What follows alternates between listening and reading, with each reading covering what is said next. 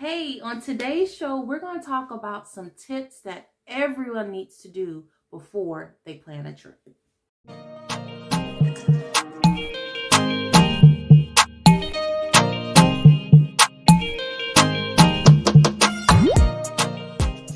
Hi and welcome. And if you don't know already, my name is Tamika and I'm the owner of the Sunny Travelers Travel Agency, where we specialize in educating and preparing women for travel solo, with their family, and with groups. Our goal is to inspire you to live bigger, to connect more with the people that you love, to spark your curiosity, and prepare you to travel. So in this video, I'm going to discuss some of the top ways or some of the top things you need to do before you leave for a vacation or while you're planning a vacation.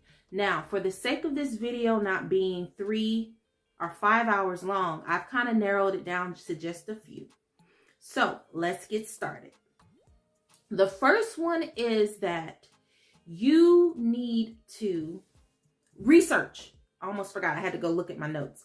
But the first thing you need to do is research. And what I mean by research, I'm not talking about research where you have to write a 5-page essay on or spend hours researching a destination. What I'm talking about is doing a quick research, seeing kind of what's the average cost of that trip there per person, kind of what time of the year you want to go, if that's the best time for you, best time for your budget. Also learning a little bit about the culture, because a lot of times here in the US, I can only speak for the US, but we see a lot of things on TV and we assume that that destination is like that because that's what we've seen on TV. But when you actually go to visit some of these places, some of it is true, but a lot of it isn't necessarily the whole truth. So yeah, I'll leave that for you to ponder on.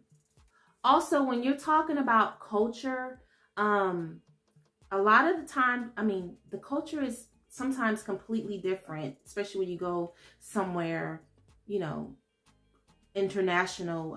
Well, to be quite honest, sometimes if you go to certain states in the United States, girl, it seems like it's in a whole different time zone, but I digress. I won't go there.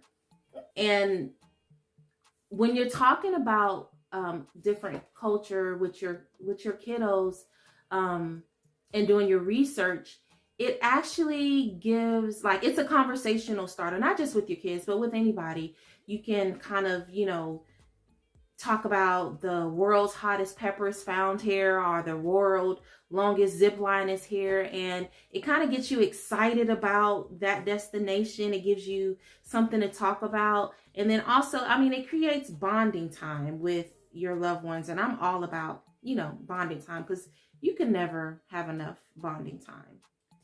Okay, number 2 is book a consultation with a travel professional. Now, hold up. Now, I know what you're saying to yourself. Well, Tamika, you would say that because you own a travel agency.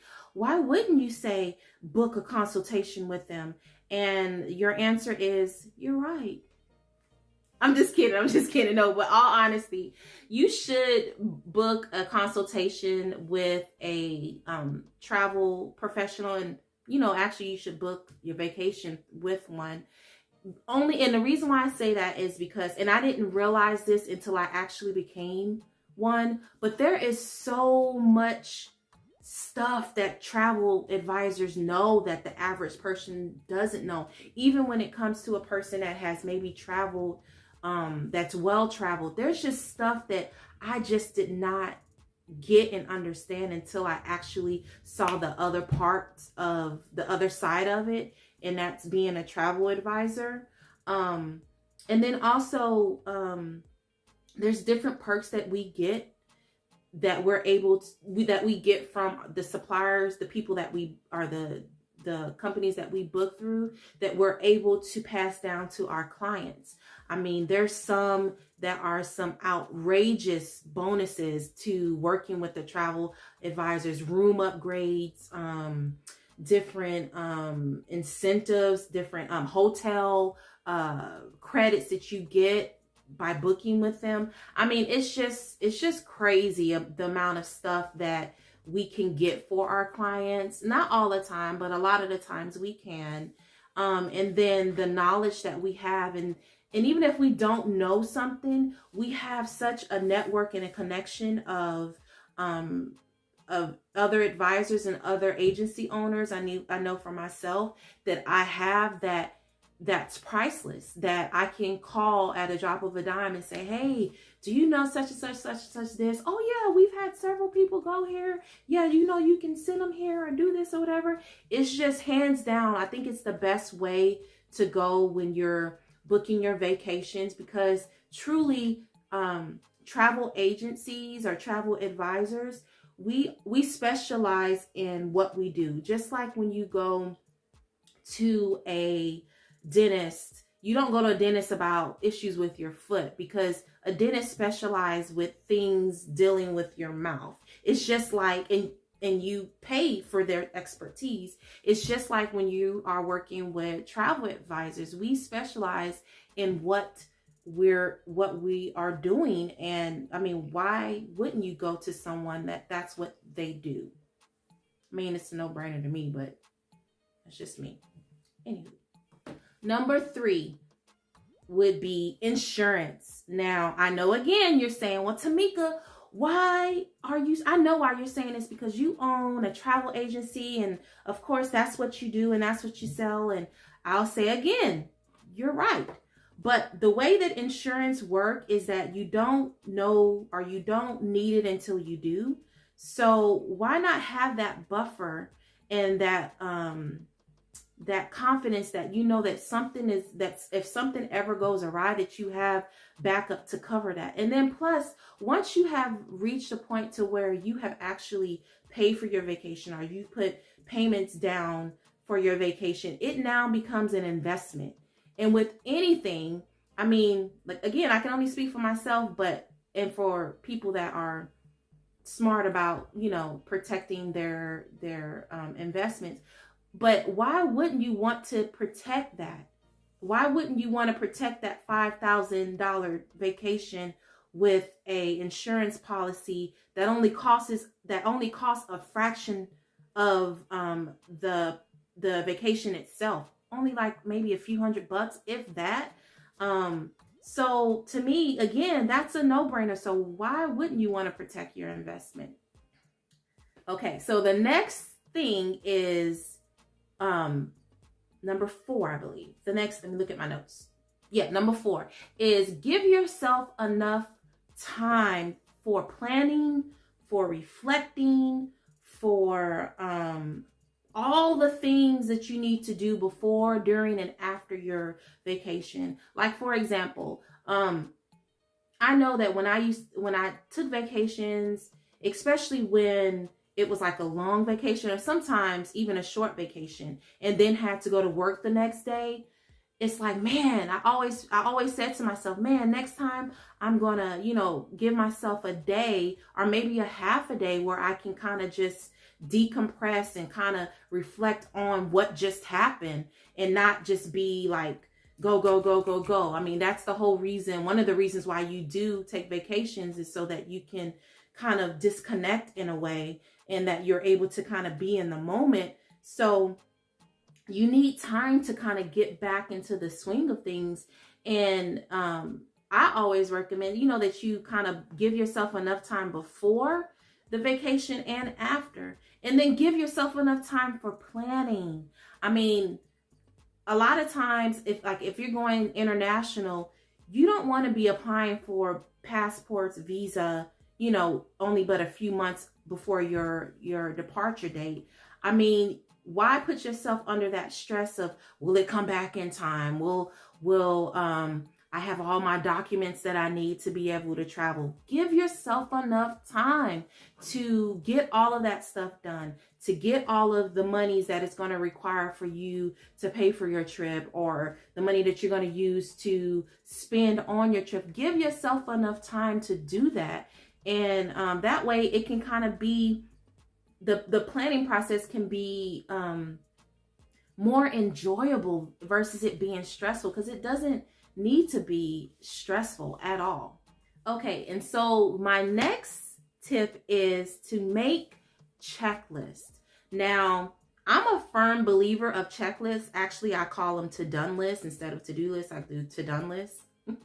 But make checklists, whether it be packing list, if you have a list for, or I should say list or checklist, like if you have a house sitter, pet sitter, kid sitter, you have an instruction list for them. That way they can kind of keep up the same rhythms that you have for your household. So when you come back home, it's not like you're having to retrain or redo things all over again. But the purpose is so that it can kind of run like clockwork when you're not at home.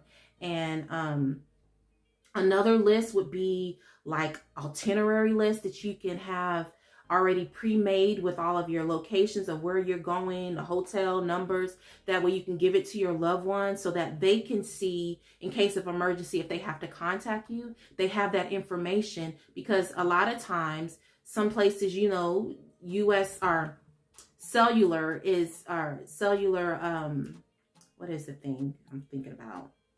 Cellular signal is not always the best. And it's just better for, you know, if something was to ever happen, they have, you know, information of where you're at, what you were doing, and kind of where you were staying. And you have that another peace of mind that people know where you're going, especially too, if you're traveling solo. I mean, that's important. I mean, there's a lot of stuff when you're traveling solo, but we'll say that for another video as well. But, yeah. And which leads me to my giveaway. Now, I have created and put so much thought and effort into creating the ultimate planning guide.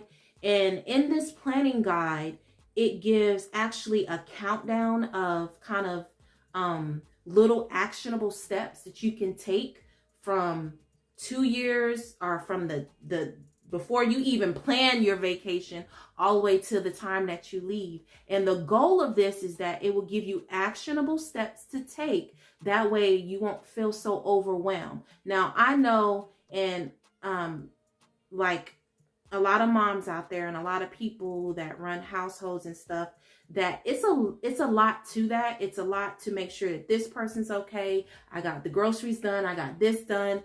So with having this planner guide, it takes a lot of the thinking process out of planning a trip and kind of puts it on paper and gives you guidelines of what you need to do before your trip, and then after and during and all that other stuff. But this was really thought out, and the reason why I'm giving it free at this time is because I really truly want people to travel more. Traveling is healing. It's a way that you can connect with other people, connect with yourself, connect with your family. You know, a lot of stuff has happened these last few years, you know, and it really has put things in perspective of what's truly, truly important. And it just kind of makes you think about certain things. And I know for myself, I never want to live a life to where at the end of my life, I have a lot of I should have did this, or if I would have done this. I don't want to live until the end of my life where I have all those questions or all those statements. So the way that I have found that has been truly beneficial for me, and a way in things that I enjoyed it so much that I actually own a travel agency, but it's traveling. There's so much healing and so much stuff that comes from traveling. But anyway, also, I really, really, truly hope that this video, it was very helpful. Like I said, there's a million and one things that you should do. And there's a lot of things that you even see with the planner, like that maybe is not in there, but it's something that is a good basics that you can add that can be customizable to you, because I can't do it for everybody. Everybody's got their own specific needs. But Anyway, I hope this video was really good. Make sure that you leave a comment in the comments, and know that the comments aren't just for me. There's other people that read it, and you just don't know that the little things that you have wrote off as not beneficial could be very beneficial for someone else. And yeah, so I hope you like it. Comment, subscribe, like the video, ring the notification bell, because I post content all the time. Also, if you want, I have all my social media links. You can find it in the description. But yeah, until next time, I'm sending you lots of love, lots of joy, and lots of sunny travels. Bye.